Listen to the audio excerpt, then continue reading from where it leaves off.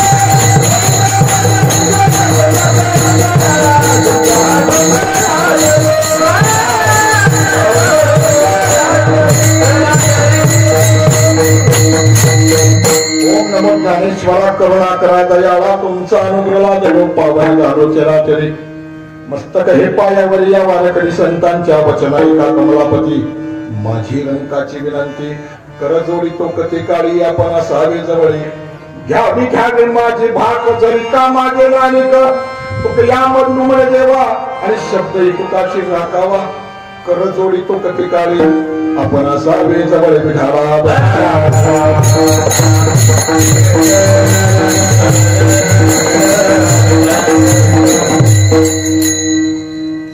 शरीराची होय माती शरीराची होय माती कोणी न येते सांगाती अवघी सारी कामे खोटी अंती जाणे मसनवटी स्वजनाने गणगोत भाव नाही हो चालत अवघी सारी कामे खोटी आणि अंती जाणे मसनवटी प्रस्तुत प्राप्त आज कीर्तनारूपी सेवेकरता घेतलेला अभंग या अष्टोदश संतांपैकी असणारे एक संत नरहरी महाराज आणि नरहरी महाराज आजच्या ह्या अभंगातून मानवाच्या जीवनातील शेवटच्या कार्यापर्यंत तद्रूप पोचायचं कसं असतं आणि काय कुठल्या पद्धतीने त्याने त्याचा प्रवाह करायचा असतो याचं व्यथित चिंतन करणारा हा अभंग तुमच्या माझ्याकरता या ठिकाणी ठेवलेला आहे. आज ज्ञात आहे सर्वांना आजच्या या पवित्र दिनी वैकुंठवासी गुरुभक्त हरिभक्तीपरायण आनंदराव बाबासाहेब सूर्यवंशी पालवणकर महाराज आणि आमच्यानुसार आमचे मामा या नावानं संबोधलं जायचो आम्ही आतापर्यंत. आता एक मामा अजून पलीकडे पाठीमागामध्ये बसलेले ते मामा पुढे नाही झाले की बरगे मामा पुढे या अजून ते एक मामा पाठीमध्ये बसलेले आणि या बाजूला आमचे मेहुणे आमचे दाजी. थोडासा अल्प परिचय करून देतो. आज या ठिकाणी या कार्यक्रमाला उपस्थित असणारे सर्व गुणीजन गायक वृंद आहेत हार्मोनियम वादक आहेत, मृदंग वादक आहेत, सर्व लहान थोर अत्यष्ट, सर्व गुरुभक्त, ग्रामस्थ, वारकरी, टाळकरी, माळकरी, सदभक्त, हरिभक्त आणि गुरुभक्त, आपण या ठिकाणी सर्व मंडळी या ठिकाणी आज उपस्थित आहात. माझा परिचय द्यायची काही गरज नाही. श्री समर्थ गुरुदेव शंकर महाराज रसाळ उर्फ दादा यांचे द्वितीय चिरंजीव म्हणून या ठिकाणी ह्याला संबोधलं जातं. इथे या समोर माझी उपस्थिती आहे तुमच्या पुढे प्रार्थने. माझी अंतिम मनापासून इच्छा होती या महाराजांच्या या कार्यक्रमाला, हा जाणीवपूर्वक कार्यक्रम मला मिळावा आणि तिथपर्यंत जाऊन मला सेवा करता यावी, म्हणून जाणीवपूर्वक मी या ठिकाणी आज हजर झालो.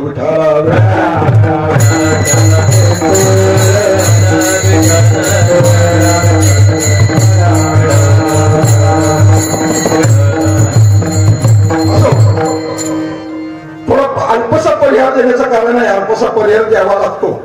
वैकुंठवासी बाबासाहेब सूर्यवंशी पिताश्री आणि मातोश्री वैकुंठवासी हौसाबाई बाबासाहेब सूर्यवंशी यांना 4 पुत्ररत्न पैकी वैकुंठवासी हरिभक्तीपरायण सदाशिव महाराज, वैकुंठवासी हरिभक्तीपरायण खंडेराव महाराज, वैकुंठवासी हरिभक्तीपरायण आनंदराव महाराज आणि वैकुंठवासी हरिभक्त लालासाहेब महाराज पालवणकर यांच्या चौघांचे धर्मपत्नी तद्वत हरिभक्तीपरायण मृदुंग विशारद त्यांचे पुतणे दीपक महाराज, सर्व पुतणे पुतणी तद्वत त्यांचे सुपुत्र हरिभक्तीपरायण संगीत विशारद हिरामन महाराज उर्फ चैतन्य महाराज, त्यांच्या धर्मपत्नी त्यांची कन्या सौ सविता पोपट मोरे सांगवी फलटण, 2 नंबरची कन्या सौ संगीता दत्तात्रय रसाळ कोळेवाडी, सर्व परिवार नातवंड नाती.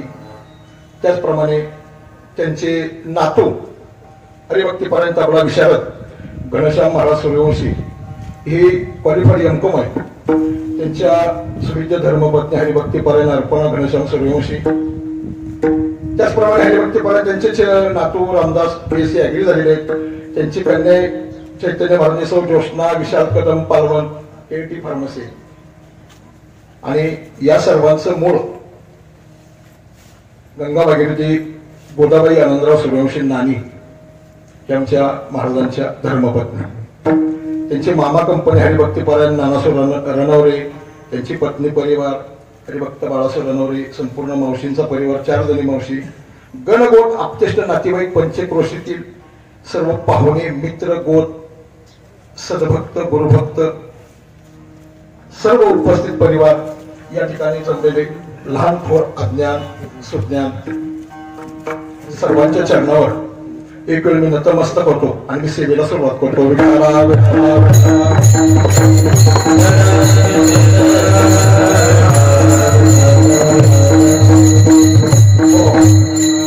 शरीराची होय माती कोणी न येते सांगाती, अवघी सारिका मे खोटी आणि अंती जाणे बसतवटी. अभंग निवडण्याचं कारण मायबाप प्रत्येकाला ज्ञात आहे, प्रत्येकाला समज आहे. अखिल मानवी जीवन जगत असताना जन्मापासून अंत्येष्टीपर्यंत जे मधला जो भाग आहे याला जीवन म्हटलं जातं. आणि या जीवन जगत असताना प्रत्येक मानवाचं विहित कार्य हे वेगवेगळं असतं. भगवंत इतका हुशार कोरिओग्राफर आहे, अतिशय हुशार कोरिओग्राफर आहे भगवंत. मायबाप लक्षात ठेवा. आता इथं बसल्यापैकी एकाचा चेहरा एकासारखा नाही, एकाचं ज्ञान एकासारखं नाही, एकाची विद्वत्ता एकासारखं नाही. वेगवेगळं आकर्षण प्रत्येकामध्ये त्यांनी भरून निर्मिती करून ठेवलेली आहे. आणि एवढं असूनही कुणासारखं कोणीही न दिसता पण इतकं चिंतनीय काम प्रत्येकाच्या जीवनामध्ये. आणि भगवंतांनी एक काम केलं. काय केलं? माझ्यासारखं काम भोसले महाराजांच्याकडे नाही दिलं, माझ्यासारखं काम महेश महाराजांच्याकडे नाही दिलं, महेश महाराजांचं काम खवडे महाराजांच्याकडे दिलं नाही आणि भोसले महाराजांचं काम कदम महाराजांच्याकडे दिलं नाही. हुशार चिंतन तुमच्याकरता खास काम. ऐकून घ्या. नरहरी महाराज चिंतनामध्ये सहजासहजी सांगतात या शरीराची माती ही होणार आहे हे ठरलेलं. आणि ती माती झाल्यावर माती होत असताना कोणी नाही ते सांगाती हे सगळ्यांना कळतं, प्रत्येकाला कळतं. माझ्या बरोबर कोणी येणार नाही तरी पण तिथनं काही बाजूला निघत नाही. ही शोकांती काही मानवी जीवनात नाही निघू शकत. तिथून कोणी नाही ते सांगाती अवघी सारी कामे खोटी. हे जे दिसतंय नेत्राला, जे डोळ्याला दिसतंय, ही सगळी कामं खोटी. हे सांगतंय कोण? नरहरी महाराज सांगतात. नरहरी महाराज बोध कोणाला करतात? मानवी जीवाला बोध करतात. नरहरी महाराजांचा बोध कोणाला आहे? या मानवी जन्माला आलेल्या प्रत्येक जीवाला बोध आहे त्यांचा. सारी अवघी कामे खोटी, अंती जाणे मसनवटी. तुला अरे काही कर, शेवटी तुला जायचं हे नक्की ठरलेली गोष्ट. कुठे जायचं तुला? तुझ्या बरोबर स्वजन आणि गणगोत कुणी असू दे, स्वजन असू दे, आपती आते स्वती असू दे, कुणी असू दे, स्वजन आणि गणगोत उपावना ही होत चालत काहीही चालत नाही. मायबाप ज्या वेळेला ह्या प्राचीनाची दोरी तुटली जाते, प्राचीनाची दोरी तुटली, तुटला आयुष्याचा दोरा हे वाहू का पसारा. एका दोरा तुटला, हा संपूर्ण वावगा पसारा आहे मायबाप, लक्षात ठेवा. आणि हा वावगा पसारा आणि या चिंतनातून जीवन व्यतीत करत असताना यातून बाहेर कसं पडायचं हे फक्त सांगितलं तो संतांच्या संगतीमध्ये. म्हणून या ठिकाणी यायचं आणि ही संगत आपल्या सानिध्यामध्ये गोळा करून घ्यायची. काय सांगतात? येणं वाहू का पसारा, काहीही उपयोग होणार नाही. सुटतंय का महाराज? आमच्या महाराजांनी मुंबई सोडली. आता महाराज किती वर्ष झाली तुम्ही सोडली? आता 8 वर्ष होऊन गेली, पण अजून सुटू शकत नाही. का सुटली? नाही सुटू शकत. येणं वाहू का पसारा हे ते उभं, या गाडी उभं तेही सांगतात हा पसारा वावगा आहे, तरी सुद्धा उपयोग नाही मायबाप. आणि हे झाल्यानंतर शेवटच्या चिंतनामध्ये, शेवटच्या चरणामध्ये नाथ महाराज सांगतात, नरहरी महाराज ऐसे सूत्रवत असाल, जर तुम्ही सांगितलेलं चिंतन तुमच्या हृदयामध्ये मनामध्ये जर चिंतन करून ठेवलं, जर असे जर तुमची पद्धत तुम्ही ठेवली, तर मी स्वतः नरहरी जोडी तसे कर विठाला विठा.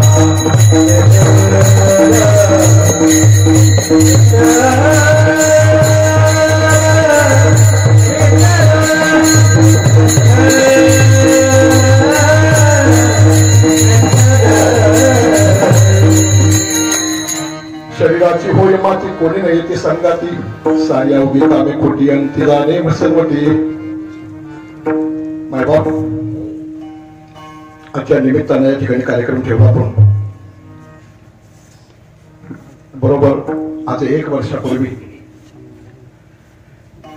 वैकुंठवासी गुरुभक्त संतदास हरिभक्तीपरायण आनंदराव बाबासाहेब सूर्यवंशी महाराज पालवणकर यांनी आपली प्राणज्योत या ठिकाणी मालवली. ऐकून घ्या मायबाप, आज हे तुमच्या पुढे चिंतन मी मांडतोय. मला थोडासा अल्प काळ मिळाला, मला तर जास्त वेळ नाही, पण थोड्या वेळामध्ये मी जितकं काळ सांगण्याचा प्रयत्न तुमच्यापर्यंत मी करण्याचा प्रयत्न करतो. आज खऱ्या अर्थानं आज त्याचं पुण्यस्मरण किंवा वर्षश्राद्ध म्हटलं जातं. आज काय आहे? पुण्यस्मरण किंवा, पण खऱ्या अर्थानं माझं चिंतन माझ्या मते याच्यापेक्षा जर पुढे गेलं तर आत्मा मुक्ती दिन आहे. आज काय आहे? आज आत्मा मुक्ती दिन आहे त्यांचा. आज त्यांचा आत्मा आज मुक्त होणार आहे. बाबा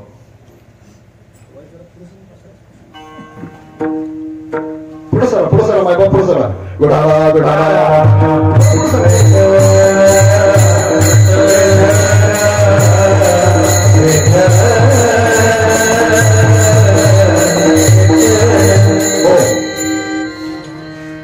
आत्मा मुक्ती दिन का म्हटलं जातं मायबा?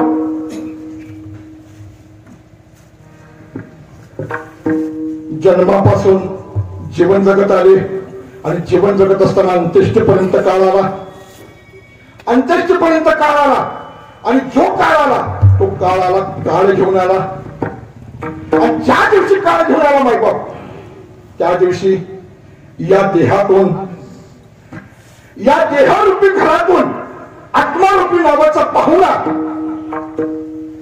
बाजूला झाला. या देहरूपी घरातून आत्मारूपी नावाचा पाहुणा हा बाजूला झाला.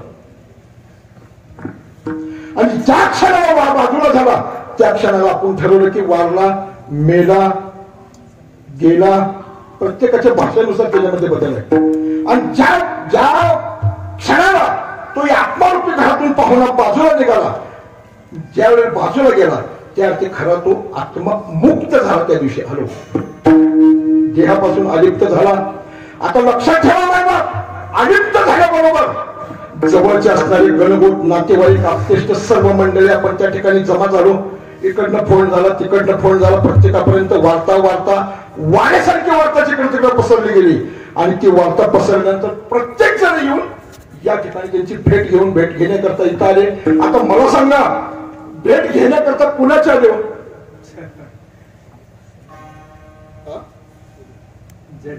आता भेट कुणाची घ्यायची?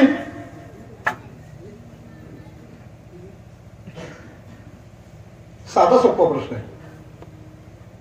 येणारा प्रत्येक जीव हा भेट घेण्याकरता आला. नाही मला जायचंय, आनंदराव महाराजांनी भेटवला, मला जायचंय, आनंदराव महाराजांना मला भेटायला जायचंय. मला सांगा आता त्या ठिकाणी आनंदराव महाराज आहेत का आनंदराव महाराजांचं वेगळं त्या चिंतनच्या ठिकाणी आहेत?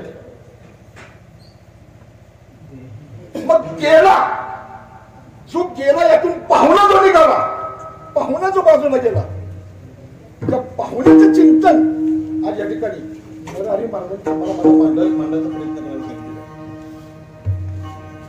पहा, योगायोगानं सर्व मंडळी जमा झाली. त्याला त्या असणाऱ्या पंचमहाभूताच्या पृथ्वी आप तेज वायू आकाश या पंचतत्वाच्या या देहाला कुठंतरी एका बाजूला घेऊन जायचं असा निर्णय ठरला. आणि काही लाकडं जमा केली आणि लाकडं चित्तेकडे घेऊन गेले. आणि त्या तिथं घेऊन सर्व मंडळी आपण घेऊन गेलो. त्या असणाऱ्या जलजीवाला घेऊन तिथं गेलो आणि त्या चित्तेच्या स्वाधीन ते पंचमहाभूत करून टाकली. कुठे गेली स्वाधीन? पंचमहाभूत स्वाधीन कुठे गेली? चित्तेच्या स्वाधीन करून टाकला हा देह. आता हा देह स्वाधीन झाला. अग्नीचं काम चालू केलं. अग्नीचं काम चालू केलं. अग्नी लागला, चित्तेला अग्नी लागला. अग्नी चालू झाल्याबरोबर असणाऱ्या देहाची रक्षा करून टाकली. काय देहाची रक्षा झाली बाबा, रक्षा झाली. देहाला अग्नी लागला. सर्व गणगोत आप्तेष्ट मंडळी सगळी उठून तिथून निघून आपापल्या घरी निघून गेली. सगळी निघाली मायबाप. आता प्रश्न उरला येईल, पंचमहाभूत तत्वामध्ये विलीन झाली, गणगोत आपापल्या मार्गाला निघून गेले. पण जो पाहुणा जो गेला बाजूला, जो आत्मारूपी नावाचा पाहुणा जो निघाला बाहेर पडला, तो पाहुणा गेला कुठं याचं चिंतन प्रत्येकाच्या हृदयामध्ये निर्माण झालं.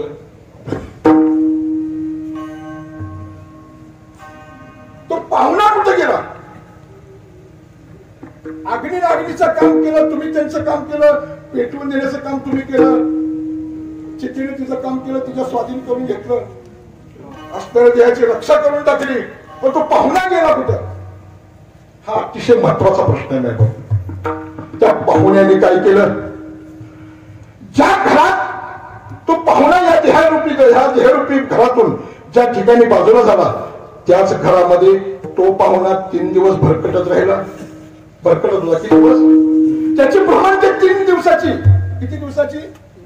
3 दिवसाची भ्रमंती. ती कुठं भ्रमंती? त्या असणाऱ्या त्याच्या घरामध्ये झालं कर्म धर्म संयोगानं. ती 3रा दिवस पार पडला. 3ऱ्या दिवशी धर्मशास्त्राच्या नियमाप्रमाणे, मृत्यूसार प्रकरणाच्या नियमाप्रमाणे सकाळी उठले 3ऱ्या दिवशी सर्व गणगोत आप्तेष्ट नातेवाईक मंडळी आली. ब्राह्मणांना बोलवलं. सगळा असणारा विधी संकल्प त्या ठिकाणी होता तो घेतला आणि जाऊन ज्या जागेवर या देहाची रक्षा केली त्या ठिकाणी गेले. इथं सर्व विधी संपन्न केला. आणि तो विधी संपन्न झाल्यानंतर मायबाप तिथली असणारी रक्षा उचलली. ती रक्षा उचलली, ती गंगेमध्ये अर्पण केली. आणि ती गंगेमध्ये अर्पण केल्यानंतर तिथला विधी संपन्न झाला. तत्क्षणी जो त्या 3 दिवस ज्या घरामध्ये त्या आत्मारूपी पाहुण्याचा वास होता, त्या पाहुण्याने काय केलं? 3ऱ्या दिवशी आत्मा घरातून उंबरटा ओलांडून बाहेर आला. कुठे आला? उंबरटा ओलांडला बाहेर आला. आणि बाहेर आल्यानंतर त्याने इकडे तिकडे बघितलं सगळीकडे. आणि बघितल्यानंतर त्या आत्म्यारूपी पाहुण्याचं पलायन झालं. त्यांनी तिथं विहार करायला सुरुवात केली. मग त्याचा विहार कुठला होता? या पंचक्रोशी ब्राह्मणाच्या विहार करता तो आत्मारूपी पाहुणा बाहेर पडला. पंचक्रोशीचा विहार करण्याकरता तो आत्मा बाहेर पडला.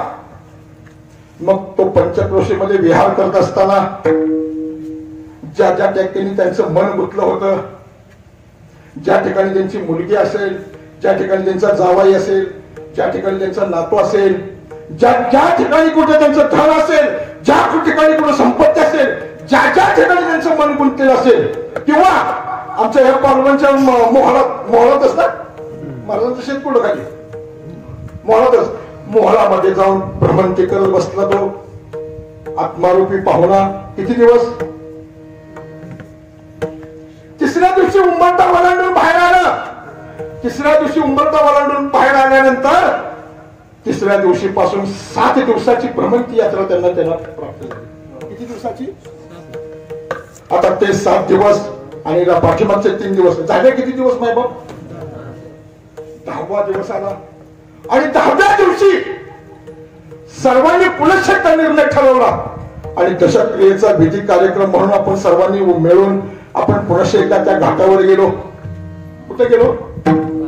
घाटावर गेलो.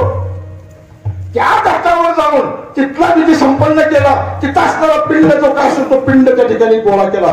पिंड तिथं तयार केला आणि पिंड तयार केल्यानंतर त्या पिंडाला काक स्पर्श व्हावा म्हणून प्रत्येकाचं चिंतन असायचं. पक्षाचा स्पर्श होतोय का, पक्षाचा स्पर्श होतोय का. पण आता काक स्पर्श होणं हा कितपत खरा आणि कितपत खोटा हा ज्याच्या त्याच्या बुद्धीचा एखाद्याला होईल आणि एखाद्याला नाही होऊ शकत. आणि त्याच्या करता त्या ठिकाणी मांडलं गेलं चिंतन. बघा बाय बाप, तो विधी संपन्न झाला. आता विधी संपन्न झाल्यानंतर प्रश्न निर्माण झाला, तो पाहुणा आला कुठं? 10व्या दिवशी जलस्पर्श झाला.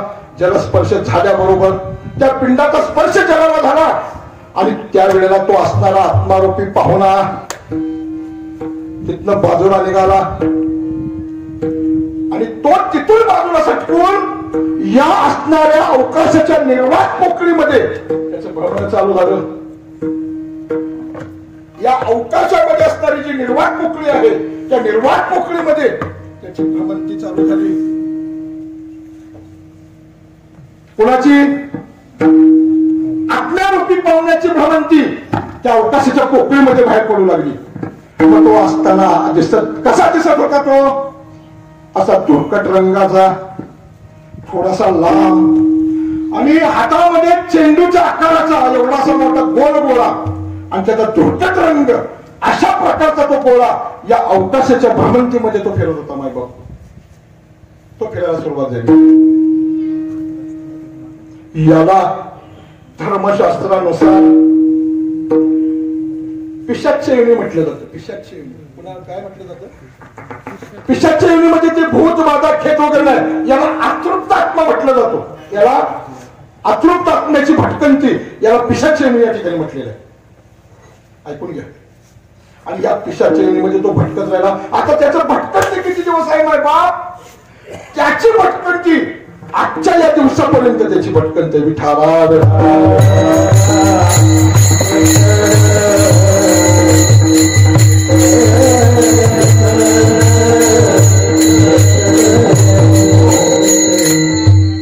आज हे सांगावंच लागतंय.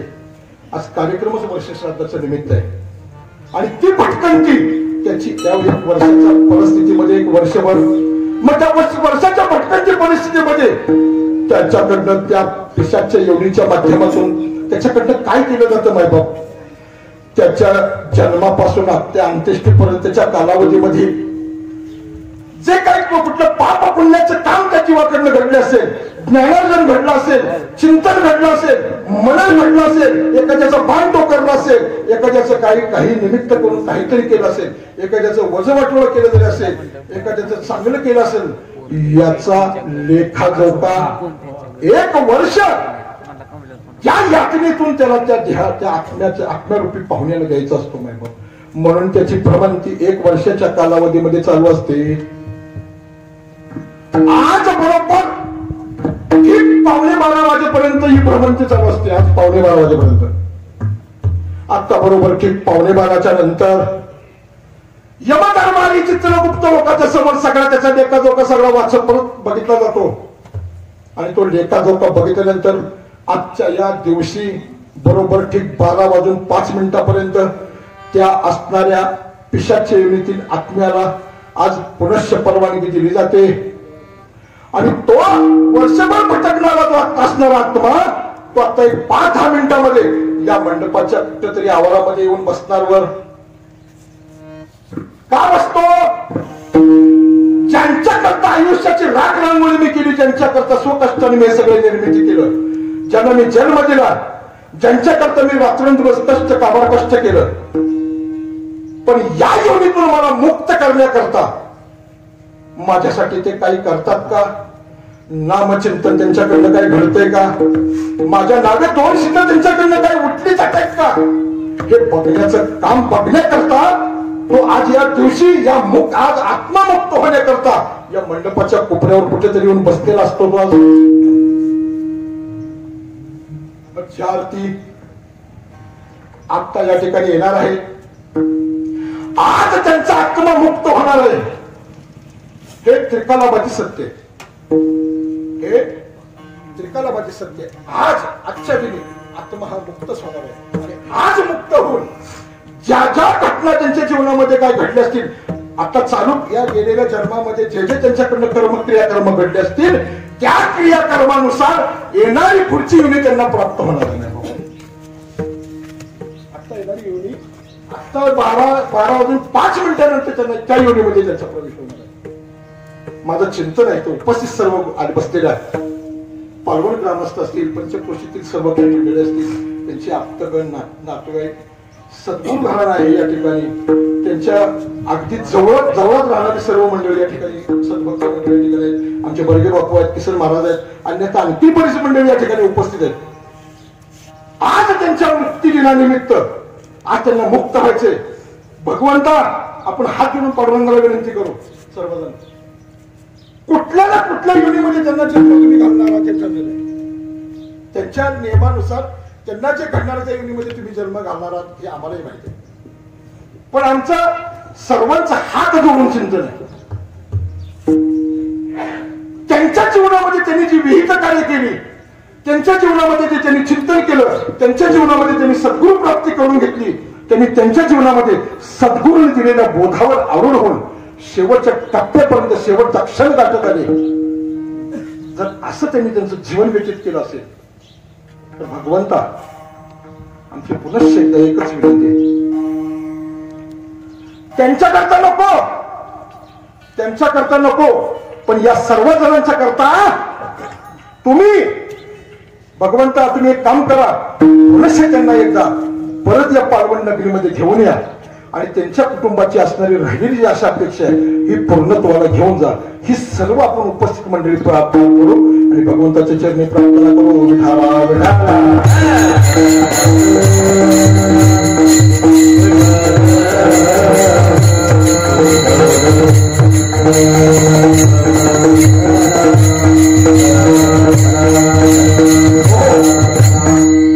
साडेअकरा झाली.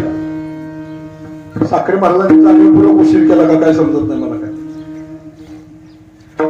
असो, या ठिकाणी प्रस्तावनेच्या रूपात हा विषय तुमच्यापर्यंत मांडण्याचा प्रयत्न केला. वर्ष श्राद्ध ज्या कारणाकरता जो कार्यक्रम ठेवला जातो त्याची प्रस्तावना थोडीफार तरी मांडणं हे या गादीवर उभं राहणाऱ्या प्रत्येक जीवाचं कर्तव्य. ते कर्तव्य मी तुमच्या पुढे साध्य केलं, सिद्ध केलं. आता अभंगाकडे थोडस वळू. मला माहिती आहे अभंगाकडे वळता कमीत कमी दीड तास पाहिजे, पण आता पर्यायच नाही, कारण अशी रती महाराज त्या ठिकाणी उभे आहेत आणि त्यांना जर चिंतनाला जर वेळ नाही दिला तर मला परत ह्या भागात कुठं म्हणणार नाहीत कार्यक्रमाला महाराज म्हणून. असो, शरीराची होय माती कोणी नाही येते सांगाती, सारी अवघी का मेकोटी आणि अंती जाणे मसनवती. या सर्वांचं सगळं अख्ख्या अभंगाचं मूळ सार एकच आहे माहिती. या देहाची माती होणार आहे, या शरीराची माती होणार आहे, सत्य हे त्रिकालाबाजी सत्य आहे. रस्त्याने भीक मागणारा भिकारी असू द्या, एखाद्या घराचा मालक असू द्या, गावाचा मालक असू द्या, या तालुक्याचा मालक असू द्या, जिल्ह्याचा मालक असू द्या, देशाचा मालक असू द्या, भारत नवे नवे राष्ट्रपती असू द्या, तर पंतप्रधान असू द्या, एक दिवशी महाराज माती ठरलेले, ही माती होणार हे ठरलेलं चिंतन आहे तुमच्या माझ्या करता. मग ठरलेलं जर चिंतन असेल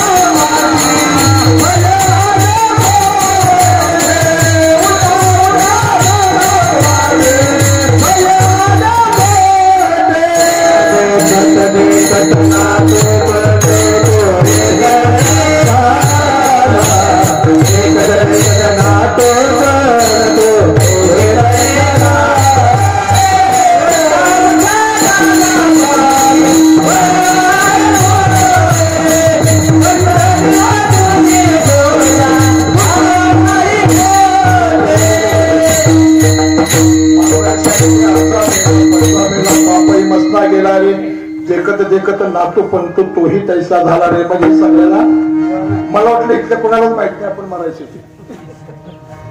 म्हणजे हे निश्चित आहे, मरण हे निश्चित आहे.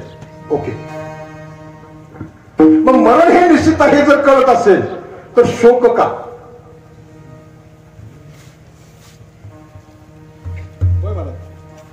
मरण निश्चित आहे हे निश्चित, मग या कारणे शोक का? बरं, शोक अशा गोष्टीचा करायचा जीवनामध्ये, केलेल्या शोकापासून परत काहीतरी मिळत असेल तर शोक करावा. माझ्या मते आता दिसतंय डोळ्याने, कितीही आक्रांत केला, कितीही भिंतीला जरी टक्कर जरी दिली तरी उपयोग काही होणार नाही हे माहित आहे मला. तरी सुद्धा शोक ठरलेला आहे. मग आता मला सांगा, जो शोक होतो तो गेलेल्या माणसाचा असतो का आपला असतो? उघड उघड आहे. शोक कोणाचा असतो मला? गेलेल्या माणसाचा आहे काहीतरी राहिलेल्या माणसाचा आहे? गेलेल्या माणसाकरता शोक करतो का आपल्याकरता शोक करतो? हा, जर आपल्याकरता शोक करत असाल तर गेलेला माणूस परत येईल कसा हो माय बाप? तुम्ही त्याच्याकरता शोक करा ना, आक्रोश त्याच्याकरता करा ना, नक्की आल्याशिवाय राहणार नाही. गेलेल्या माणसाकरता शोक करा, तो गेलेला माणूस परत आल्याशिवाय राहणार नाही. पण आक्रोश त्याच्याकरता करत नाही, आक्रोश आपल्याकरता करतो. का? अजून 10 वर्ष राहिला असतात तर बरं झालं असतं. हे राहिलेलं जुनं पुराण घर काम उभं केलं असतं. एका पोरीचं लग्न राहिलं ते लग्न लावून गेलं असतं तरी बरं झालं असतं. आमच्यावरचा बोजा कमी झाला असता. आणि तुमची गरज होती आम्हाला. कशा करता गरज होती? सत्य विधिलिखित आहे माय बाप. ज्याच्याकडे जे गेले त्यांच्याकरता शोक नाही, शोक फक्त तुमच्या माझ्या करताच आहे माय बाप. आणि तो शोक किती दिवस केल्यानंतर ते परत येतील तुम्हाला? येऊ शकत नाही. ऐकून घ्या, अगदी एवढाही मोठा वशिला तुमचा असू द्या, महाराज मोदीपर्यंत वशिला असू द्या तुमचा, मोदीपर्यंत वशिला असू द्या, राष्ट्रपतीपर्यंत वशिला असू द्या तुमचा, नवे भगवान श्रीहरीजवळ सुद्धा तुमचा वशिला असू द्या, पण येणं तुम्हाला नाही, परत येणं नाही तुम्हाला. या जन्माला आल्यानंतर जन्माच्या अंत्येष्टी झाली की पुढे जन्म परत तुम्हाला नाही. कितीतरी साधू संत तुम्हाला आतापर्यंत सांगून गेले, उठा जागेवारी आता, स्मरण करा भाग्य चरणी ठेवा माता, सुखी घेता जन्माच्या. पण हे फक्त ऐकायला कानासाठीच गोड आहे आम्हाला, पण जीवनाच्या व्यतीत कार्यामध्ये आम्हाला त्याची गरज नाही. काय गरज आहे त्याची आम्हाला? गरज असेल तर साधू संतांनी सांगून गेले असते. सांगता सांगता काहीतरी चिंतन ऐकून देवाचं कल्याण करण्याचा मार्ग स्वीकारला असता, पण नाही जमू शकलं मला ते. ऐकून घ्या, एक दृष्टांत तुमच्या पुढे म्हणतो. देवाजवळ बसेल असू द्या, देवाजवळ भगवान श्रीहरीवर असू द्या, भगवान भोलेनाथाजवळ असू द्या, नंतर ब्रह्मदेवापर्यंत असू द्या, नाहीच काय उपयोग. एकदा सटकला हा, एकदा वस्तीकडे वस्तीला प्रास्तकाने उठवली गेली. जोवरी प्राचीनाची दोरी, जोपर्यंत तुमच्या प्राचीनाची दोरी तुम्हाला शिल्लक आहे ना, तोपर्यंत जे काय असेल ते उपभोग घेऊन या. वेळानं परत चिंतन करू नका, मला पुनश्चजन्म प्राप्त होईल, सोडून दे. मुळात जन्मच मिळालाय. पाप पुण्य करुणी जन्मा येतो प्राणी, हानी केली. पाप आणि पुण्याचं गाठोड दोन्हीचं समांतर झालं, हा मानवी देह प्राप्त झाला. दोन्ही साध्य झाल्याशिवाय पाप जास्त झाली तरी मिळू शकत नाही आणि पुण्य जास्त झाले तरी मिळू शकत नाही. पाप पुण्य करुणी जन्मा येतो प्राणी, दोन्ही समांतर ज्यावेळेला होईल त्यावेळी या मनुष्य देहाची प्राप्ती आहे. आणि ही प्राप्ती तुमच्या मध्ये जीवनामध्ये मिळाली, पण त्याकरता मिळण्याकरता तेवढा वशिला लावला तरी उपयोग होणार नाही. एका नारद मुनी आणि कालदंड फिरत फिरत भ्रमंती करत असताना एकदा गेले, स्वर्ग लोकांमध्ये जाऊन पोहोचले. बसून घ्या, कुठं पोहोचले लक्ष करते. 10 मिनिटात मी कीर्तन आटपणार आहे. आता बरोबर 5:15 झाले, मला 12 वाजून 5 मिनिटापर्यंत मला उभा आहे.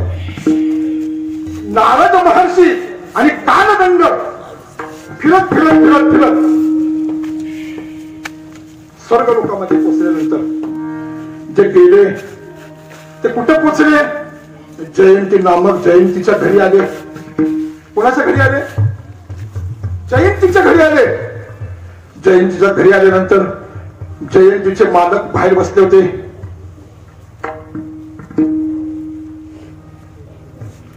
सिंहद्वीपल याचं अध्यक्षपद त्यांच्याकडे होतं. मायबाप त्या जयंतीचा नवरा, आणि जयंतीचा नवरा म्हणजे सामान्य नव्हता. जयंती ही कोण होती मायबाप माहितीये तुम्हाला? जयंती ही इंद्राची मुलगी होती. इंद्राची, कोणाची? इंद्राची मुलगी होती जयंती. आणि कालदंड आले, एक पत्र काढलं आतून, लखोट्यातून पत्र काढलं आणि कालदंडाने त्या जयंतीच्या मालकाच्या हातामध्ये दिलं. जयंतीच्या मालकाने पत्र काढलं, उघडलं, बघितलं, त्याच्यामध्ये उल्लेख होता, उद्या सकाळी ठीक 12:30 वाजता तुमच्या पत्नीचं मरण हे अटळ आहे. उद्या ठीक 12:30 वाजता तुमच्या पत्नीला मरण येणार आहे. हा लखोटा अगोदर दिला आणि तो कालदंड तो लखोटा दिला आणि जरा बाजूला जाऊन उभी राहिली. जयंतीच्या मालकानं बघितलं पत्र बघितल्यानंतर बघितलं, ठीक आहे सर, जाऊ दे म्हणतो, काय किरकोळ आहे. का? ज्यांना मारायचं त्याच्यावर सही माझ्या सासऱ्याचीच असते ना. त्या अर्जावर सही कोणाची असते? माझ्या सासऱ्याची सही असते. कुणाला उद्या न्यायचंय, कुणाला परवा न्यायचंय, कुणाला संध्याकाळी न्यायचंय, याच्यावर खाली जी सही असते ना, याच्यावर सही कोणाची असते? माझ्या सासऱ्याचीच आहे. म्हणल्यावर मला द्यायची काय गरज आहे? हा मोठा भ्रम झाला मायबाप, हा भ्रम झाला. जयंतीच्या मालकाने एक काम केलं, ते पत्र हातामध्ये घेतलं आणि त्याच्या असणाऱ्या सेवकाला मध्ये इकडे चल, हे पत्र घे आणि सासरे बोलांच्याकडे जाऊन या. जे असणारे इंद्र जे देव आहेत त्यांच्याकडे हे पत्र घेऊन जा आणि ह्या पत्राचा मजकूर सगळा वाचून त्यांच्या कानापर्यंत सोडा. पत्र घेतलं, तो सुविद्य नावाचा असणारा त्यांचा सेवक ते पत्र हातामध्ये घेतलं आणि सुविद्य निघून गेला. निघून गेल्यानंतर पत्र इंद्रदेवाच्या हातामध्ये दिलं. इंद्रदेवाच्या हातामध्ये पत्र पोच केलं. इंद्रदेवाने पत्र काढलं, बघितलं, वाचून, आणि वाचता वाचता इंद्रदेवाच्या जरा थोड्याशा डोळ्याच्या कडा ओल्या झाल्या. माझी असणारी जन्मदेवची मुलगी जयंती, हिचा उद्या दुपारी 12:30 वाजता मृत्यू होणार आहे. त्या कालदंडाला हात मारे, म्हणजे इकडे जवळ एक काम कर, ठीक आहे आज नाही मरणार आहे निश्चित आहे, पण एक काम कर ना, तो जो कागद आहे तो अजून खाली 5, 50, 100च्या खाली घालून ठेव. वरचा नंबर कुठे घाल? खाली घाला तळामध्ये. 100 लोकांच्या खाली पाहिजे, खाली घाला, बघू नंतर काय करायचा विषय तो. महाराज म्हणले ठीक आहे, देवाचे देवा. कालदंडाने सांगितलं हे तुमच्या हातात आहे, तेही मी काम केलं असतात, पण याच्यावर तुमची सही आहे. या पेपरवर तुम्ही शिक्का हाणणार लेबल मारलेला आहे. तिला उद्या 12:30 वाजता जायचं, ही लेबल शिक्का हाणून ठेवलेला आहे तुम्ही आता तिच्यावर. आता करू काय मी? अरे बघ ना, चल जाऊ दे, मी आहे ना, मी सांगतो ना तुला, मी इंद्र आहे ना. म्हणले ठीक आहे, मी करतो ते. पण जर समजा उद्या किसन महाराज म्हणले माझी मेहुणी आजारी जास्त आहे, तिला जरा वाचवा, ते जर वशीला घेऊन माझ्याकडे जर आले तर उद्या तुषार महाराज म्हणजे माझा कोण अमुक तमुक जरा हे झालेला आहे, याला जरा वाचवायचा प्रयत्न केला. जर असे प्रत्येक देवदेवता जागे झाले, माझी आजी, माझा पंजा, माझा देव, माझे आमके, मग आता याला पर्याय काय करायचं सांगा तुम्ही. बरं ठीक आहे, तुझं मनोगत काय? हा डाव मी बदलू शकत, हा डाव बदलणार नाही. मग काय करायचं? मग इंद्रानं सांगितलं ठीक आहे, तुमचं चिंतन आहे का, हे मरणार आहे ना उद्या, ठीक आहे जाऊ दे मुले, चल मिली ते मिली उद्या. मग तो कागद परत घेतला. त्या सुविचारी त्या असणाऱ्या त्याच्या सेवकांनी तो लपोटा घेतला आणि परत धाव घेतली कुठं? जयंतीकडे परत गेला. आणि जयंतीकडे गेल्यानंतर जयंतीच्या हातात सांगितलं, म्हणजे देवादिदेव इंद्रांच्या हातामध्ये हा लपोटा मी दिला होता. इंद्रदेवाने लपोटा बघितला, त्याच्यावर त्यांची सही आहे ते बघितलं, पण त्यांनी इंद्रदेवाने सांगितलं इथं माझं काही चालत नाही. आता मला सांगा, तुम्हाला तुमची गाडी कधी फुकायची ज्याच्या हातात आहे, त्याची सही त्याच्यावर आहे. आता त्याचं काय चाललं ना, त्याचं बी काय चाललं ना, हा झाला प्रश्न महत्वाचा इथे. आता तिथं तेवढ्यामध्ये जयंतीने काम केलं, बंद झाली. जयंतीने काम केलं. जयंतीने सांगितलं सुविद्या तू हे काम कर, एक काम कर माझं स्वतः, हे काम फक्त माझ्या आईच करू शकते. माझ्या आईशिवाय हे काम करू शकणार नाही. मग काय करू सांगा तुम्ही मला. हे पत्र घे आणि हे पत्र घेऊन तात्काळ धाव घे आणि माझ्या आई जवळ जा आणि आईला जाऊन माझ्या आईला जाऊन हे पत्र आईच्या हातामध्ये दे. आता इंद्राची धर्मपत्नी काय नाव होतं तिचं? सुची ना, सुची का सुची? ती त्यावेळेला भगवान गोकुळामध्ये राधेय रूपकानं ती त्या ठिकाणी वावरत होती. राधेय रूपकानं त्या ठिकाणी ती वावरत होती. सुची जी होती ना, तिनं नाव बदललं आणि राधेच्या रूपानं भगवान श्रीहरीची सेवा करण्याकरता तिने त्या ठिकाणी व्यतीत करत होती. मायबाप त्या जगताच्या पाठीवर अवघ्या 14 बायकांनी फक्त भगवंताला विकत घेतला होता. मायबाप त्यातल्या महत्वाच्या 2, एक राधा आणि एक मीरास. जन्मभरीच्या श्वासाई तुके मोजी येता बाई मी विकत घेतला. फक्त ह्या 2 अधिकारी स्त्रिया 2 होत्या आणि त्याच्यामध्ये असणारी ही राधे नावाची रूपकाची असणारी इंद्राची धर्मपत्नी जी सुची, ती त्या ठिकाणी भगवंताचं चिंतन करण्याकरता आलेली होती. सुविद्य त्या ठिकाणी निघाला. आता जायचं तिथपर्यंत पोचायचं म्हणजे सोपं काम नव्हतं. ब्रह्मदेवाला पाचारण केलं. ब्रह्मदेवाकडे असणारा ब्रह्मदेवाचा हंस मागितला आणि त्या हंसावर बसला सुविद्य आणि ते पत्र घेऊन वैकुंठाला गमन केलं. वैकुंठाला गमन केल्यानंतर त्या ठिकाणी उतरले. सुविद्य त्या ठिकाणी उतरले, हातामध्ये पत्र घेतलं आणि पत्र घेऊन त्या असणाऱ्या राधेच्या हातामध्ये पत्र दिलं.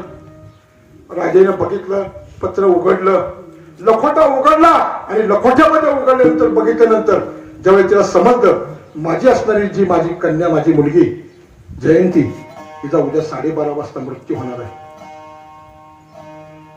डोळ्याच्या कडा ओल्या झाल्या मायबाप लक्षात ठेव. आणि कडा ओल्या झाल्यानंतर डोळे झाकले, हात जोडले आणि भगवान श्रीहरीला हाक मारली. त्यांनी तिथून मनातून हाक मारली. हाक मारल्याबरोबर लक्ष्मी सहित भगवान श्रीहरी समोर उभे राहिले. आणि लक्ष्मी बरोबर आल्यानंतर लक्ष्मीने सांगितलं, देवा आयुष्यामध्ये काय मागितलं नाही तिने तुम्हाला. आयुष्यामध्ये आतापर्यंतच्या श्वासापर्यंत तिने काही मागितलं नाही तुम्हाला, काहीच नाही मागितलं तिला. आज तुमच्या जीवनामध्ये संधी प्राप्त होते. आज त्या संधीचं सोनं करावं अशी मी तुम्हाला, तुमची लक्ष्मी मी तुम्हाला सांगते. मी सांगतो तुम्हाला, तुमच्या जीवनाचं सोनं करून घ्या. आज तिला जे लागल, जे काही मागेल ते देण्याचा प्रयत्न तुम्ही तुमच्या जीवनामध्ये करा. लक्ष्मी बच्चील तू जर समजा उद्या मागता मागता तिने जर एखादी गोष्ट काय नाही मलाच मागितलं, तर जर तुम्हाला मागितलं ना तर तिची दासी होऊन मी पाठीमागे तिची सेवा करीन आयुष्यभर. पण तिला आज मागल ते देण्याचा प्रयत्न करा तुम्ही तुमच्या जीवनामध्ये. हे चिंतन चालू असताना तोपर्यंत भगवान श्रीहरी राधेच्या समोर येऊन उभे राहिले. राजेला बघितलं, राधेच्या डोळ्यातून दोन अश्रू वाहत होते दोन्ही बाजूनी. भगवान विष्णू श्रीहरीने काय केलं, स्वतःच्या अंगावर असताना एवढा मोठा भरजरी वस्त्र असणारा शेला, तो शेल्याचा एक कोपरा घेतला आणि त्या राजेच्या दोन्ही डोळ्याच्या कडा पुसलाव्या त्यांनी. एवढं भाग्य असेल माय बाप. त्या दोन्ही डोळ्याचे अश्रू पुसले. अश्रू पुसल्यानंतर भगवान श्रीहरी हात जोडून विनंती करावी, देवाला हात आपल्या पुढे करावे. याच्या इतकं जीवनामध्ये महान पुण्य जगाचे पटेल कुठलं. ऐकून घ्या, एखादा आपल्या कुटुंबातली एखादी विभूती आपल्या कुटुंबातली गेली, एखाद्या कुटुंबातले आपले आता समजा महाराज गेले, महाराजांची कलमच रडतील, महाराजांची आप्तेष्ट रडतील, महाराजांची मुलं रडतील, महाराजांची मुली रडतील, नातवंड रडतील, नाती रडतील, सुना रडतील, सगळी रडतील. यात नवल नाही. यात हे रडणारच आहे, हे रडतील. पण महाराजांनी ज्या दिवशी ध्येय ठेवला त्या दिवशी सद्गुरूच्या डोळ्यात दोन ठेवले. याच्यासारखं पुण्याच्या जगाच्या पटीवर नाही कुठलं महाराज.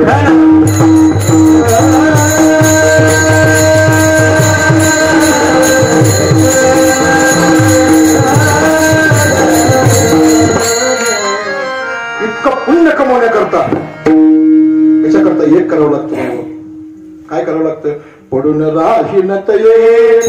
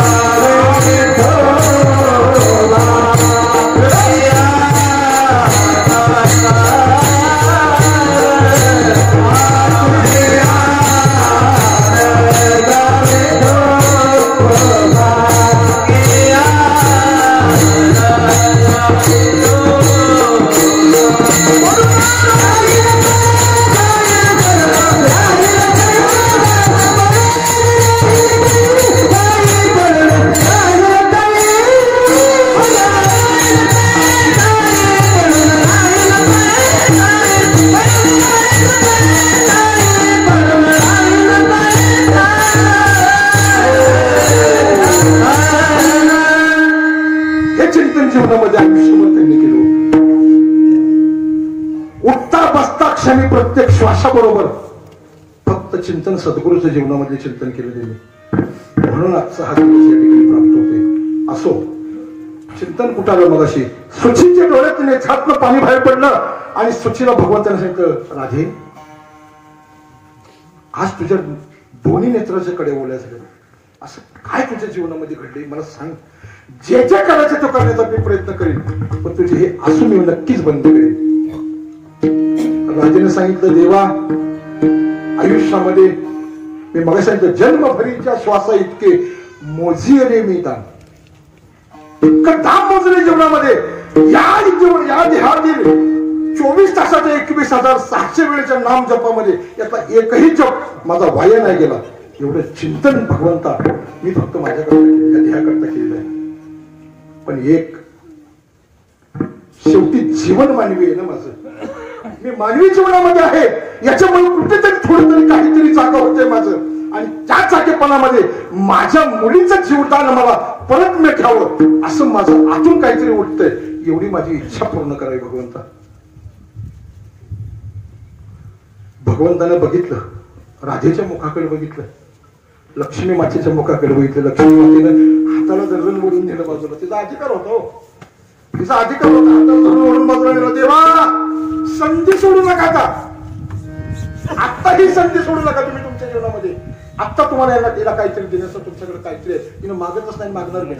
आणि तिने सांगताना सांगितलं होतं, आजपर्यंत काही मागितलं नाही आणि उद्याही भविष्यात काही मागणार नाही. फक्त आत्ता माझ्यावर प्रसंग आहे, माझ्या मनावर प्रसंग आहे. माझा एवढा प्रसंग टाळावा भगवंता, याच्यापेक्षा मी काहीच मागत नाही तुम्हाला. भगवंताने बघितलं, तिच्या मनाचे सगळे चाळेबोळे बघितले. थोडी मायेच्या आधीने गेली, मायेचा पडदा तिच्या मनावर पडला. भगवंताने जाणलं हिच्यावर कुठेतरी मायेचा पगडा पडलेला आहे. भगवंताने थोडस अंग बाजूला काढलं, थोडं काढलं अंग बाजूला. हिला जर ह्यात जर गुंतली तर एवढं मोठं केलेलं सगळं पातक तिचं लयाला येईल, सगळं वाया जाईल तिच्या जीवनामध्ये. भगवंताने अंग बाजूला काढलं आणि बाजूला झाली. भगवंत बाजूला झाले आणि हात जोडून सांगितलं, राधे खरंच सांगू, नाही ग मला हे करता येत. एवढा शब्द मुखात भगवंत श्रीहरीच्या पडला, नाही मला हे करता येणार. आणि एवढं करत असताना भगवंताच्या डोळ्यातून दोन थेंब खाली आले. जगतानंद जगतकंद भगवान श्रीहरीच्या दोन्ही नेत्राच्या कड्यातून ज्यावेळी पाणी आलं, राजेनं हळूच प्रश्न केला, भगवंता आणि तुझ्या नेत्रात पाणी यावं म्हणून मी हा प्रश्न तुला विचारला नाही रे. आणि तुझ्या नेत्रात त्या प्रश्नानं माझा प्रश्न सुटेल हा मुळीच नाही, मुळीच सुटू शकत नाही तो प्रश्न माझा. तू स्पष्ट मला काहीतरी सांगण्याचा प्रयत्न कर. तुझ्या डोळ्यात पाणी येणं म्हणजे मी समजू का हे सुटेल माझं कोड नाही, आणि ह्याच्यामुळे हे संपणार नाही. भगवंताला हात जोडली, विनंती केली, नाही हे माझ्याशी काम होणार नाही, होणार काम. प्रश्न मिटला. जयंती 12:30 वाजता ध्येय सुटला जयंतीचा प्राणत्याग झाला, प्राणोत्क्रमण झालं. आणि जयंतीच्या मार्गाने सुचीच्या मार्गाने सगळी गोष्ट केली. हे सांगण्याचं तात्पर्य मला एकच आहे मायबाप. मग अशी मी सुरुवात केली, श्रीहरीजवळ बसेल असू द्या, भगवान भोलेनाथाजवळ बसेल असू द्या, नाहीतर ब्रह्मदेवाजवळ बसेल असू द्या, सासऱ्याजवळ असू द्या, नाहीतर सासूजवळ बसेल असू द्या. बहादराला लक्षात ठेवा, ज्या दिवशी प्राचीनाची दोरी तुटणार त्या दिवशी तुमचीच तुम्हाला पेटवून देणार.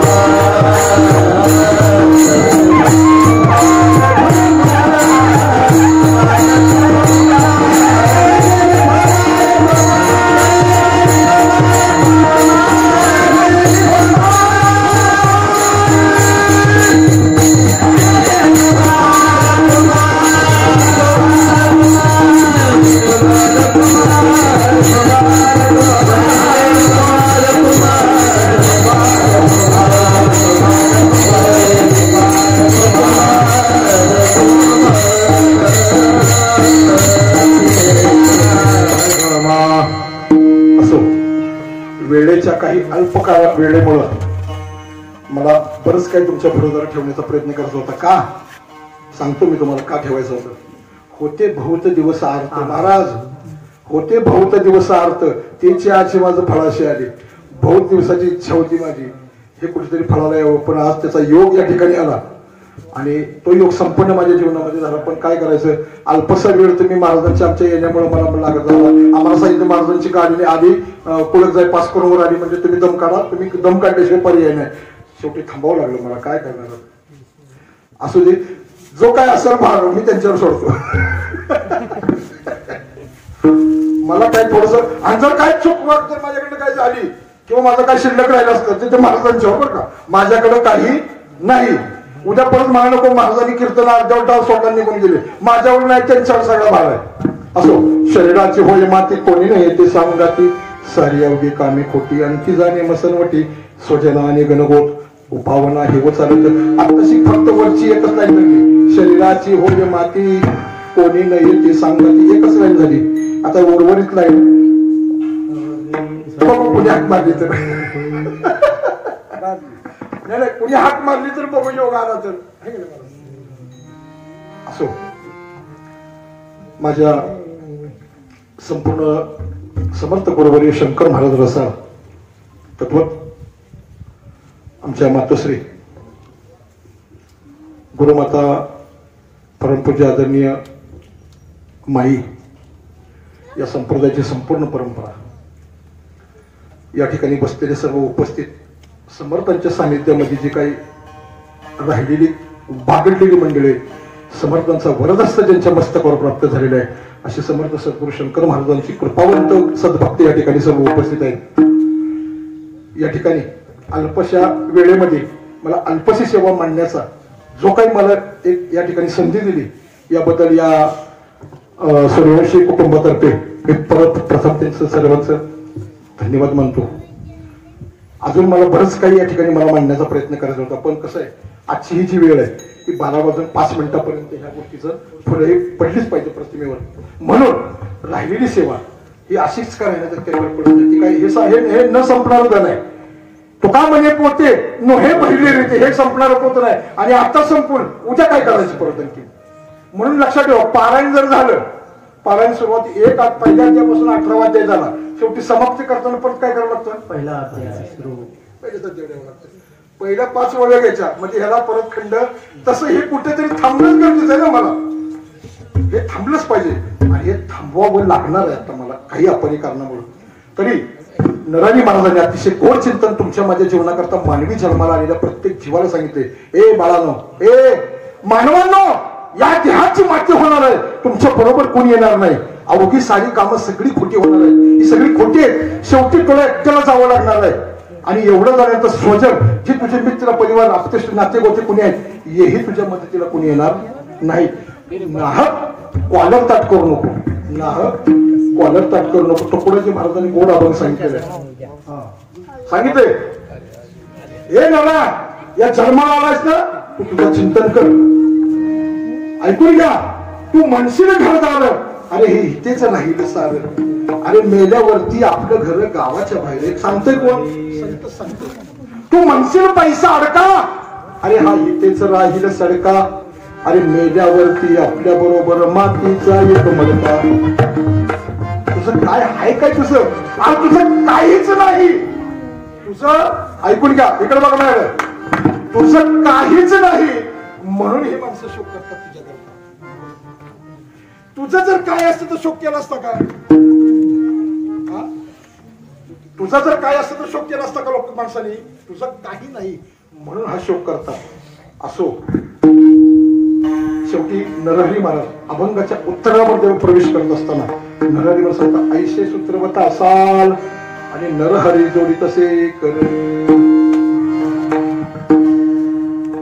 अशी एक तासाच्या आत, मी मला सांगितले तासाच्या आत ही सेवा मी आटवायचा प्रयत्न केला आणि झालेली सेवा या सर्व संत महंतांच्या चरणावर मी अर्पित करतो आणि सेवेला ठिकाणी पूर्ण विराम देतो. ज्ञानेश्वर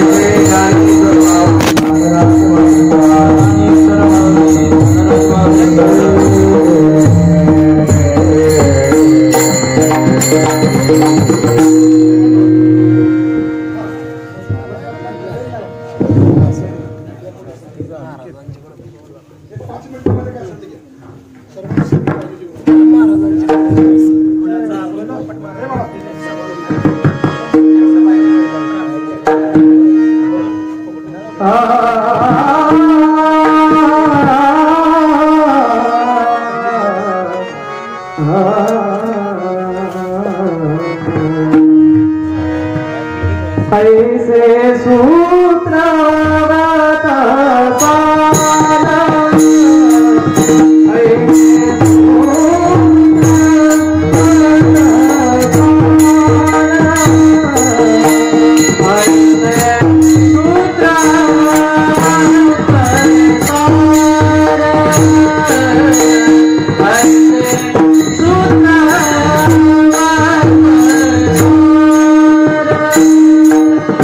ऐसे सूत्र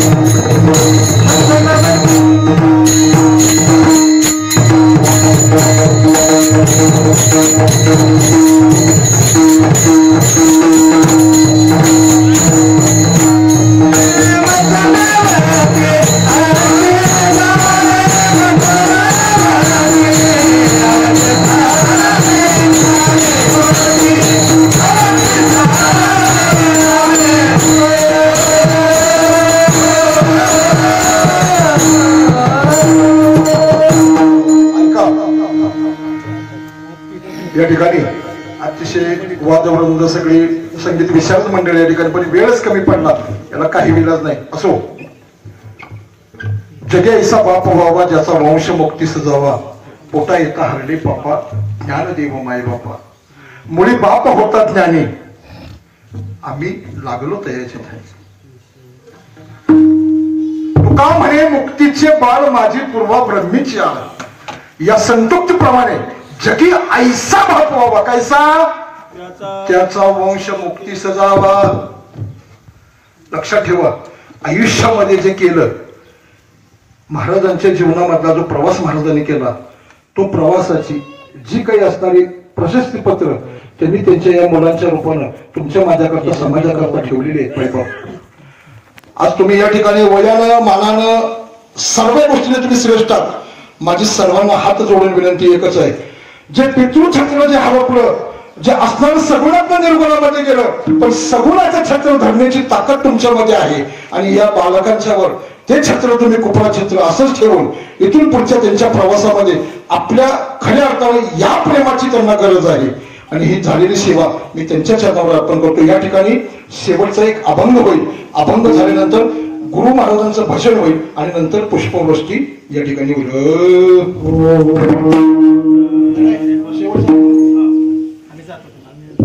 गेले भूत वैभवाचे, गेले भूत विश्वाचे, गेले अगाध वैभवीचे मृत्यू कोणते, गेले भूतांचे पालक, गेले बुद्धीचे चालक.